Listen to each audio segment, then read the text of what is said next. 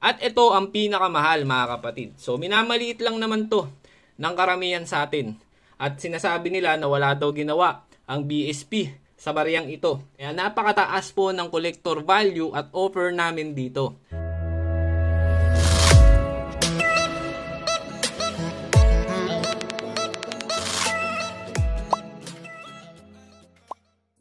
Ang daming hindi makapaniwala mga kapatid na itong mga simpleng barya na kadalasan nating ginagamit ay binibili natin sa mataas na halaga. Ang problema nga lang mga kapatid ay kulang po sa mga legit information at hindi po nila alam kung ano po yung mga tinutukoy o pinupunto natin dito sa ating mga binibiling barya. Kaya makinig kayong mabuti mga kapatid at i-save nyo, i-screenshot nyo mga kapatid kung ano yung mga sample coin na ibibigay ko sa inyo at baka mamaya ito na pala ay inyong makita sa inyong mga barya o isinusukli o ibinabayad sa inyong mga coins na dumadaan sa inyong mga palad. So mga kapatid, makinig po kayong mabuti.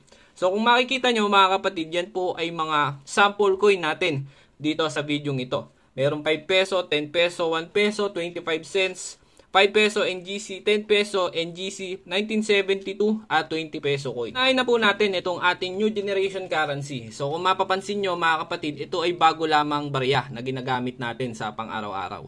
So meron pong mga lumabas na uri ng 5 peso coin, NGC coin na tinatawag nating error coins. Ito po yung tinatawag nating double print. Isa na po ito mga kapatid. Ayan, i-screenshot nyo na po o i-save nyo na po yan mga kapatid. At baka mamaya makita nyo po yung ganyang klase ng error coins. So yung mga ganyang klase ng error coins mga kapatid, mataas po talaga ang collector value. Naaabot din po sa 5,000 pesos. Depende po sa kalidad ng inyong barya o kondisyon ng inyong mga barya na makikita. Okay, so kung marami ng gasgas, hindi na po kagandahan, ay medyo mababa po ang presyo o collector value ng inyong makikita ang ganyang uri ng klase. At kung tutuusin mga kapatid, sa mga viewers natin, napakarami na pong nakinabang dito sa double print na to at napakarami na rin pong nakakita at nakapagbenta sa ating mga kapatid na kolektor. So i-double check nyo, ang tawag dito ay double print mga kapatid. Nagkakahalaga ng hindi bababa sa 5,000 pesos at medyo malabo yung pagkaka-error ay mas mababa pa po sa 5,000 pesos. So tandaan nyo mga kapatid. So sa mga ganitong uri ng barya, ito naman NGC na 10 piso coin. Yan po yung ordinaryo nating 10 peso coin mga kapatid na new generation currency na kadalasan nating ginagamit sa ngayon. So meron din pong lumabas na ibang klaseng error coin mga kapatid o tinatawag nating trial coin sa ganitong uri ng klase ng 10 peso coin. So ito mga kapatid, kung mapapansin nyo, ayan mga kapatid, yung 10 piso coin na yan mga kapatid ay kakaiba. Ibang-iba po dito sa ating 10 piso coin na ginagamit. At napakaswerte nyo mga kapatid kung ganyan po 2 heads ang makikita nyo sa new generation currency.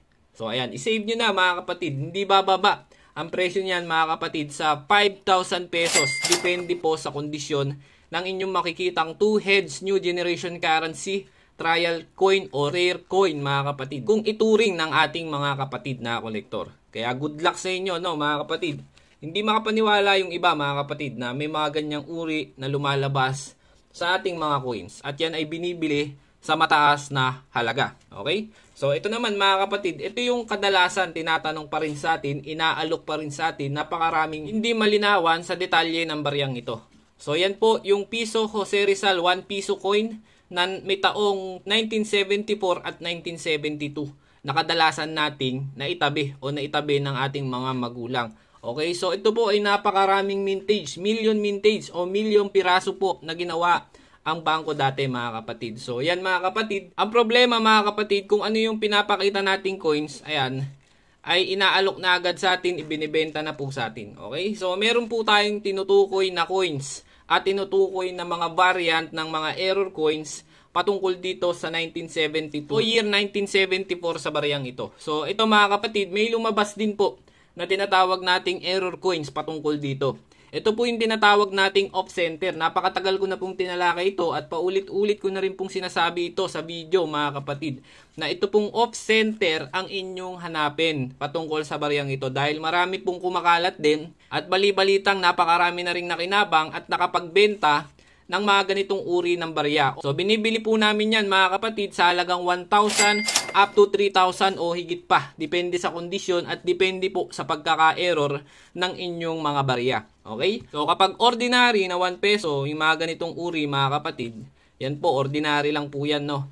napakaraming mintage at hindi po yan rare na itinuturing. So kung magkaka-error man o magkakaroon man ng kakaiba sa inyong mga 1 peso coin na 1972 o 1974. So mag-message lang po kayo dito sa ating comment section at kikilatisin po natin yan. Okay? So ayan, dapat nasusundan nyo ako mga kapatid. So ayan, sa 20 peso coin naman, ayan, ito yung ating barya na napaka-trending, no, at talagang ang daming nag-alok sa atin nito. Hindi nakuha yung buong info at basta 20 peso coin ay inaalok na lang sa atin mga kapatid. So hindi po porket nakakita kayo ng 20 peso coin dito sa videong ito ay binibili na po natin.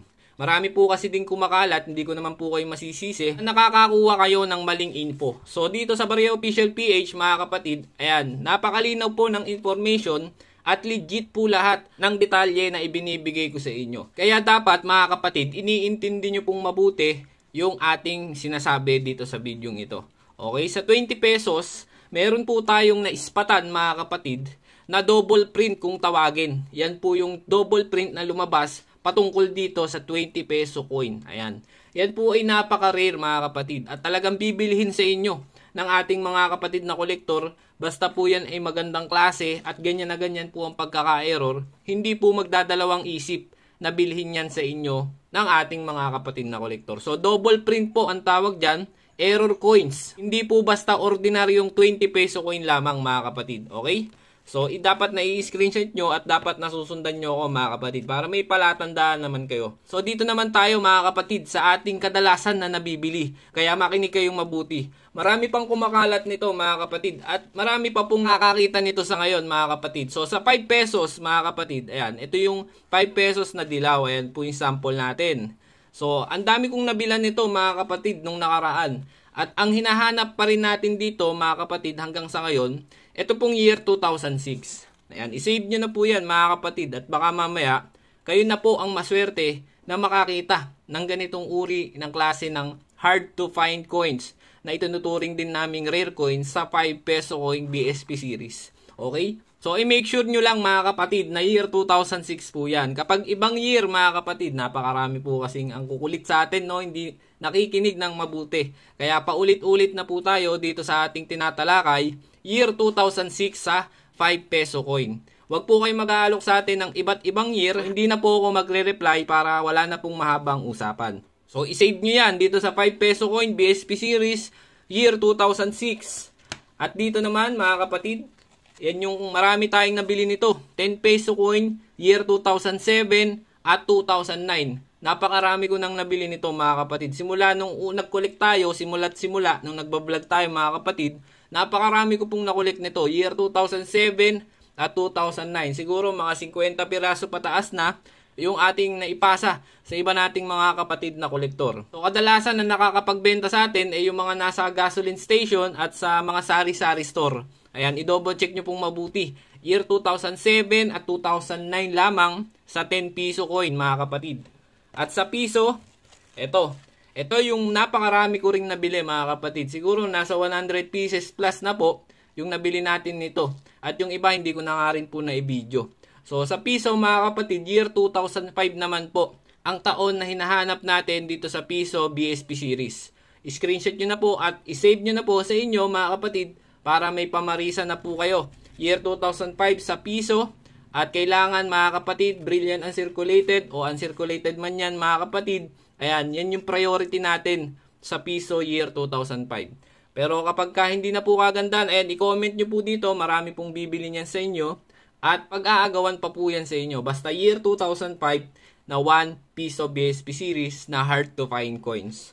Okay, so sana nasundan nyo mga kapatid. At ito ang pinakamahal mga kapatid. So minamaliit lang naman to ng karamihan sa atin. At sinasabi nila na wala daw ginawa ang BSP sa bariyang ito. Ito po yung year 2006 na matagal ko na pong hinahanap. At ilang piraso lang po yung nakita ko dito dahil napakailap po ng bariyang ito sa ngayon.